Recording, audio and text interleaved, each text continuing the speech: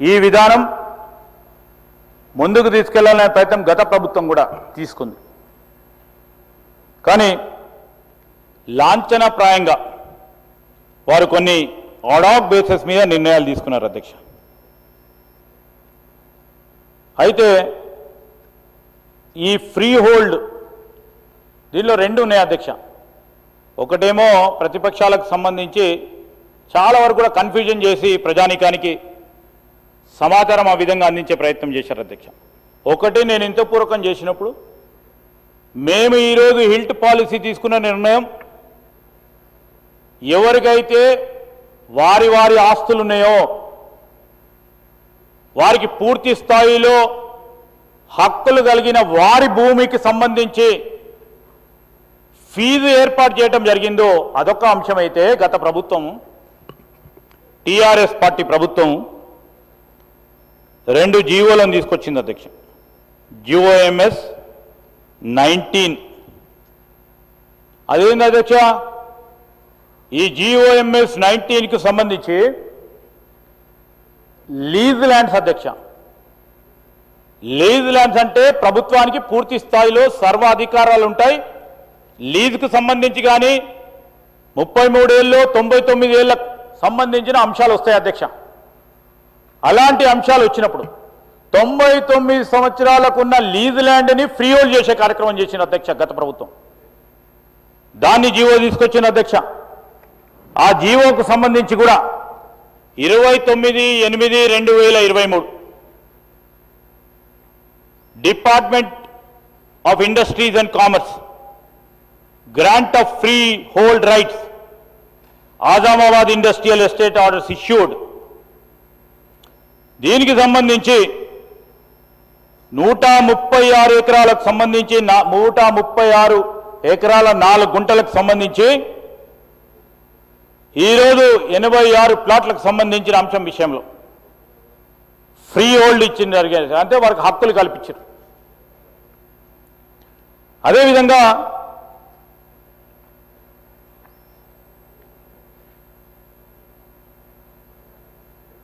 GOMS 16 అని మరొకటి తీసుకొచ్చిన అధ్యక్ష. గ్రిడ్ పాలసీ అని, గ్రోత్ ఇన్ డిస్పర్షన్ పాలసీ అని, హైదరాబాద్ గ్రిడ్ పాలసీ అని 10/12/2020 నాడు ఇది తీసుకొచ్చింది అధ్యక్ష. దీంట్లో కూడా మరి వారు ఇదే విధమైన ప్రయత్నం చేసిన గ్రిడ్కు సంబంధించి మరి అప్పుడు ఏర్పాటు చేసుకున్న పారిశ్రామిక వాడల్లో ఫ్రీ హోల్డ్ చేస్తూ కొద్దిగా ఐటీఎస్కి సంబంధించి స్మాల్ కంపెనీకి సంబంధించిన పెట్టాలని ఒక ప్రయత్నం చేసిన. ఇది ఈ ఐటీ పార్కులకు సంబంధించి వారు 11 ఇండస్ట్రియల్ పార్క్స్ సంబంధించి 11 industrial parks that are within ORR ఈ ఐటీ పార్కులు చేయాలని 50% సంబంధించి మరి ఐటీ నిర్మాణం చేయాలని చేస్తే ఎవ్వరు కూడా ముందుకు రాలే అధ్యక్ష. చాలా వరకు కూడా ముందుకు రాలే. అదేవిధంగా నేను ఇంత పూర్వకం చెప్పినట్టు ఈరోజు shifting of industries out side 2013 ఏ నిర్ణయం అయితే ఆనాడు ఉమ్మడి ఆంధ్రప్రదేశ్ రాష్ట్రంలో తీసుకున్నామో ఇదంతా కూడా ఈ 45 లొకేషన్స్ ఆనాడు గుర్తు చేశారు అధ్యక్ష, గుర్తింపు ఇచ్చారు. ల్యాండ్ యూజ్కు సంబంధించి కానీ ఈ ఇండస్ట్రియల్ ఏరియా లొకేషన్ అథారిటీస్ అని ఐలా అంటాం అధ్యక్ష. వాటన్నిటి విషయంలో కూడా నిర్ణయం తీసుకొని ముందుకు పోవటం జరిగింది అధ్యక్ష. ఏం మతలబు ఉందని అడిగేవారికి అసలు మీరు అడిగే మా మిత్రులను అడుగుతా ఉన్నాం, అసలు మీరు ఏ నైతికతో మమ్మల్ని అడుగుతా ఉన్నారు?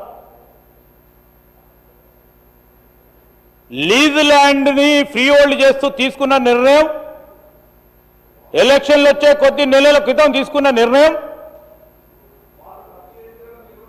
ఈరోజు తప్పు కానే కాదు సార్. ఇది హెల్త్ పాలసీ ఒక సైంటిఫిక్గా ఒక శాస్త్రీయబద్ధంగా ఈరోజు మీరు లేరు. నేను చెప్పాము ఎందుకు తీసుకున్నాం అనేది. నేను ఈరోజు మేము చెప్తాను, అది కూడా చెప్తాం సార్.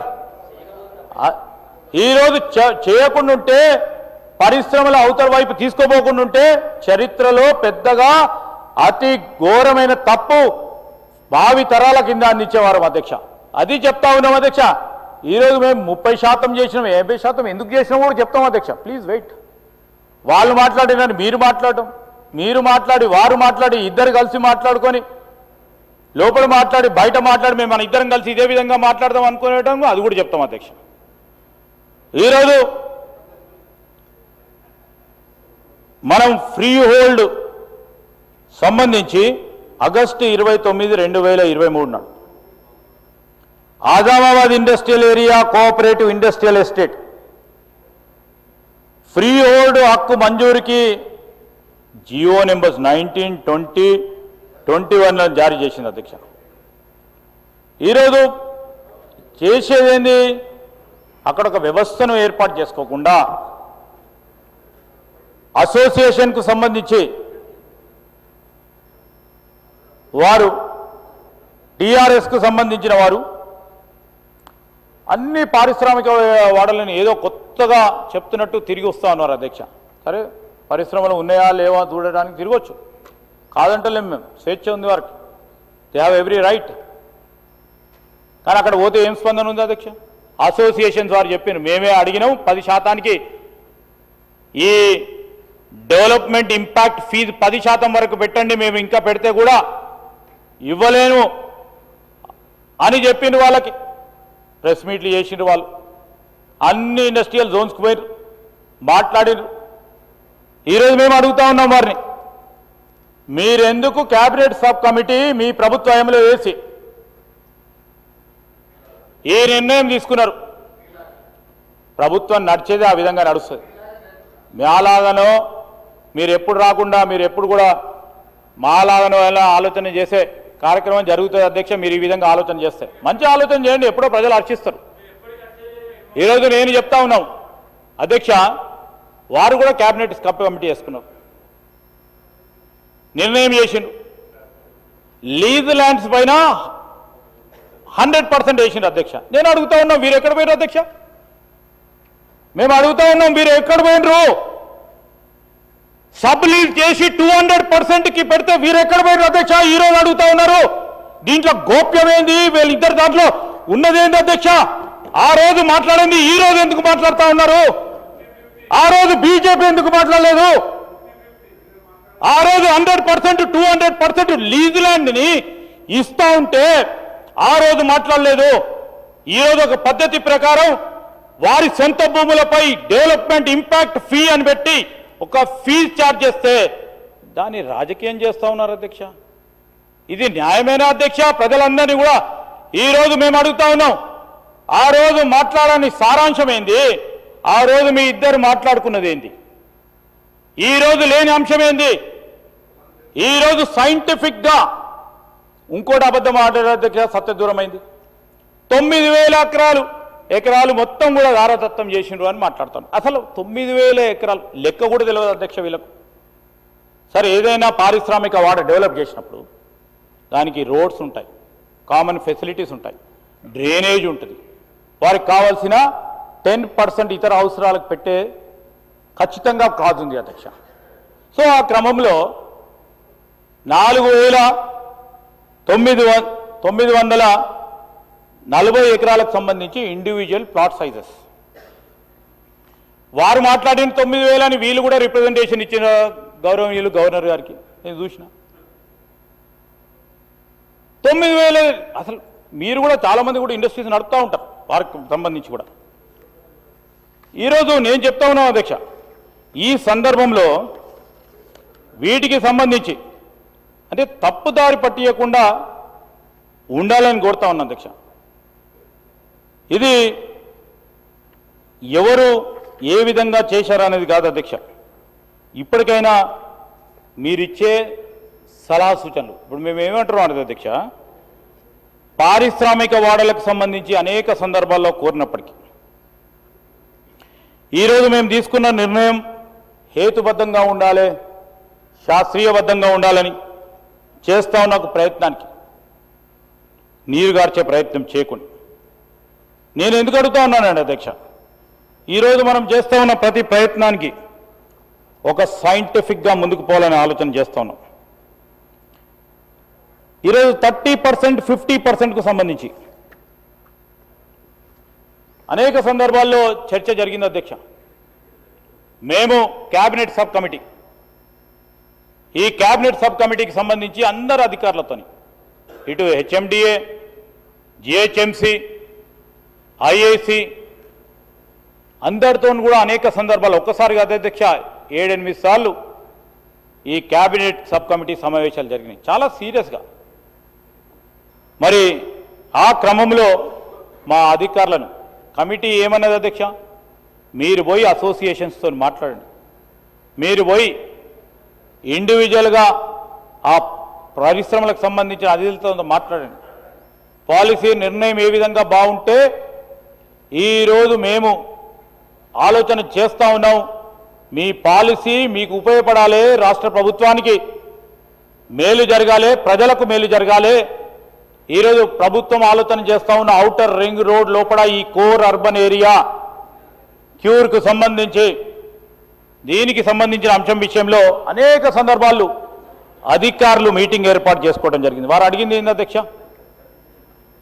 ఈరోజు అధికారులకు సంబంధించి వారు మీటింగ్ ఏర్పాటు చేసుకున్నప్పుడు అసోసియేషన్స్ వచ్చి రిప్రజెంట్ చేశారు అధ్యక్ష, మీరు 10% ఈ 80 ఫీట్ రోడ్ కానీ బిలో 80 ఫీట్ రోడ్ కానీ 10%, 10 to 15% పెడితేనే మాకు వయబుల్ ఉంటుందని. అయినా కానీ ఈరోజు రిసోర్స్ మొబిలైజేషన్కు సంబంధించి దాని గురించి ఆలోచన చేసి 80 feet and above 50% SRO rate, below the 30% of SRO రేట్ను ఫిక్స్ చేయడం జరిగింది. దీని పేరంగా ఈ ఉద్దేశం ఏమీ లేదు, మొదలే కాలేదు, ఆళ్ళు లేదు, చూలు లేదు, ఏదో అన్నట్టు ఉంది సార్ అధ్యక్ష. ఈరోజు మేము చెప్తా ఉన్నాం, ఉద్దేశం చాలా స్ట్రైట్గా పారదర్శకంగా ఈరోజు భవిష్యత్ తరాలకు సంబంధించి వారి భవిష్యత్తు గురించి ఆలోచన చేసే ఉద్దేశం.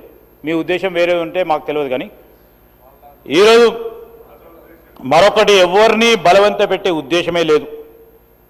ఫీజు చెల్లించి మల్టీపర్పస్ ల్యాండ్ యూసేజ్కు దరఖాస్తు చేసుకోవచ్చని అనే అంశం అది నిర్బంధమైంది కాదు, వాళ్ళు ఇష్టమైతే చేసుకుంటారు అధ్యక్ష, మార్పిడి చేసుకోవచ్చు, చేసుకోకపోవచ్చు, బలవంతం లేదు, పూర్తి స్థాయిలో స్వాతంత్రం వారికే ఉంది. మరి ఆ రోజు 2022లో బీఆర్ఎస్ ప్రభుత్వం రిసోర్స్ మొబిలైజేషన్ గురించి చేసిన ఏర్పాటు, దానికి సంబంధించి నేను ఇంతపూర్వకం చెప్పినట్టు 4740 ఎకరాలు, that include private industrial areas also. దీనికి సంబంధించి ఏ విధంగా ఉంది అధ్యక్ష, ఇంకో మాట చెప్పాల, నేను బీజేపీకి సంబంధించిన మా పెద్దలని కోరుతా ఉన్నాను, వాళ్ళైతే పదే పదే టీఆర్ఎస్ సంబంధించిన వారు పదే పదే మరి ప్రజలు సంబంధించి ఏది చెప్తే అది వింటారని మరి అంతపూర్వకం మనం చూసినాం అధ్యక్ష. ఒక ప్రచార మంత్రి ఉండే హిట్లర్ సమయంలో, వారి పేరు అందరు కూడా తెలుసు అధ్యక్ష, జోసెఫ్ గోబెల్స్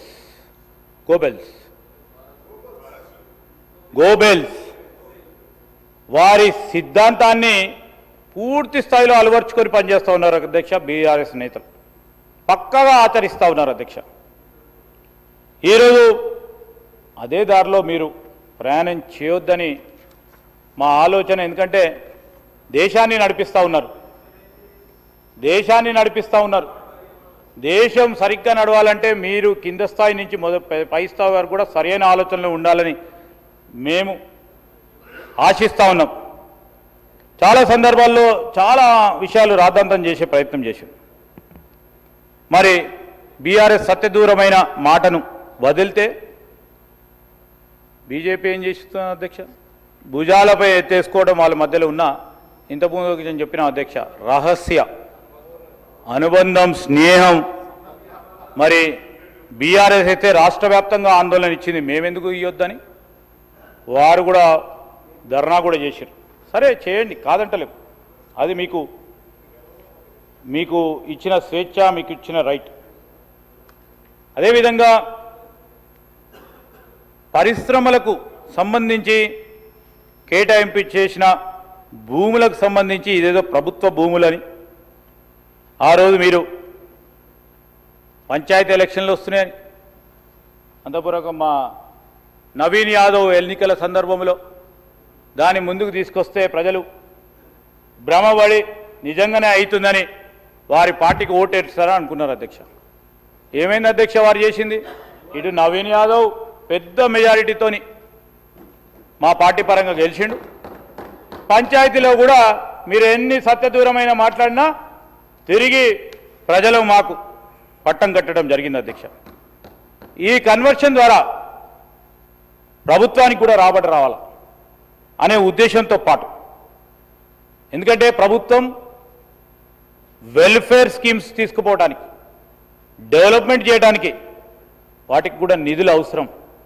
గత ప్రభుత్వం చేసిన తప్పిదాల వలన ఆర్థికపరమైన ఇబ్బందులు ఏ విధంగా ఎదుర్కొంటారో అనేక సందర్భాల్లో ఇక్కడ ఉన్న ముఖ్యమంత్రి గారు కానీ ఫైనాన్స్ మినిస్టర్గా ఉన్న డిప్యూటీ చీఫ్ మినిస్టర్ గారు కూడా చెప్పడం జరిగింది.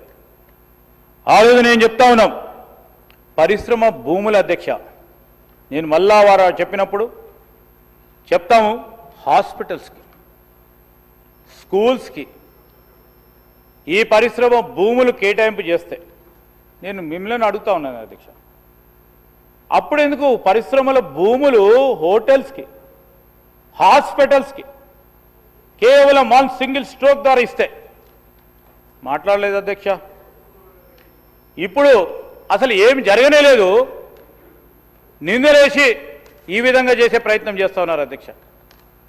ఈరోజు నేను ఈ సందర్భంలో ఈ మంత్రివర్గ ఉపసంఘానికి సంబంధించి మేము రాబోయే కాలంలో ఈ పాలసీ ట్రాన్స్పరెంట్గా, పారదర్శకంగా భూ వినియోగ మార్పిడికి సంబంధించి మేము పెట్టే rules, I'm standing and putting this viewpoint before you, honorable speaker sir, it will be the very very very transparent policy adhyaksha. A policy ఎవరు ఆ పాలసీ ప్రకారం అప్లికేషన్ పెట్టుకున్నా పారదర్శకంగా ఉండే ప్రక్రియను చేపడతాం. ఈరోజు మరి మేమల్లే అధ్యక్ష, పరిశ్రమల భూములు, వ్యవసాయం, నివాస ప్రాంతాల భూములు కమర్షియల్ వినియోగానికి అనుమతిస్తూ గత ప్రభుత్వం జీవోలు ఇచ్చారని ఆ ప్రభుత్వానికి సంబంధించి నిన్ననే రాజీనామా చేసిన గౌరవ సభ్యురాలు మాట్లాడింది. దానికి జవాబు లేదు. ఈరోజు ఆనాడు ప్రభుత్వం అక్రమ భూ వినియోగ మార్పిడి వ్యవహారాలపై ఏ విధమైన విచారణ జరిపించాలో ముఖ్యమంత్రి గారు నిర్ణయం తీసుకుంటారు. ఎవరిని కూడా వదిలే ప్రసక్తి కూడా లేదు. ఈరోజు మనం చూసాం అధ్యక్ష, అప్పట్లో కంపెనీకి అనుకూలంగా ఉంటే 152 ఎకరాల ల్యాండ్ కన్వర్షన్ ఇచ్చిండ్రు. అప్పుడు ఎక్కడ పోయినారు అధ్యక్ష వీరు? అప్పుడెక్కడ పోయారు అధ్యక్ష?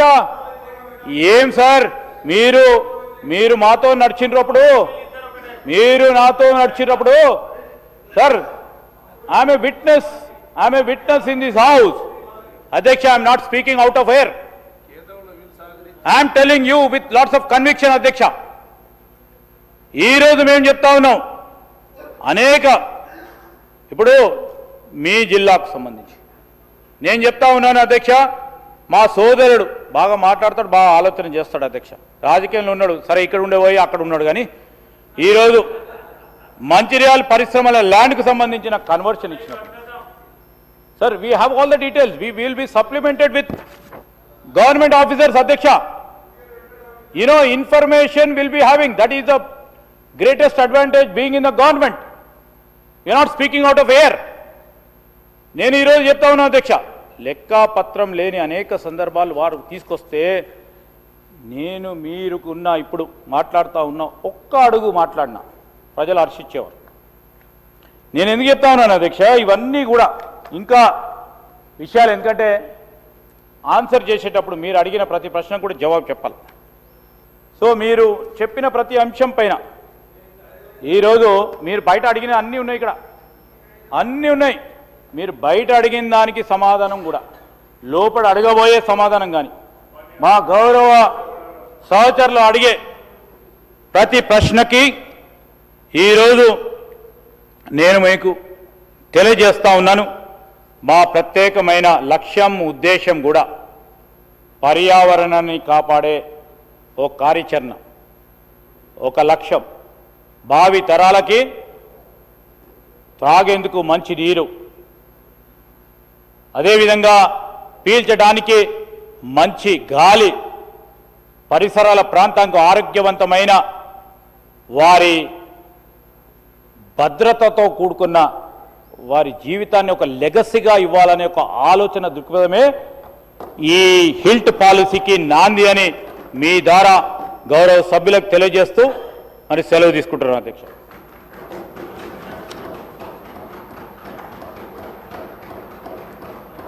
ఆనరబుల్ డిప్యూటీ సీఎం గారు రెండవ షార్ట్ డిస్కషన్ను Telangana rising 2047 aims and objects మీద చర్చను ప్రారంభిస్తారు.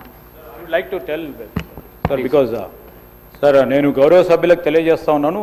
బికాజ్ ఈ health policy is a step towards making this Telangana rising 2047 రెండు క్లబ్ చేసి ఈరోజు పెట్టాలనే అంశం పైన మీరు ఇచ్చే సూచనలు, సలహాలు కూడా తీసుకుంటాం అధ్యక్ష. మీరు చెప్పే ప్రతి విమర్శను కూడా మేము సానుకూలంగా స్వీకరిస్తాం if it is a positive and constructive criticism.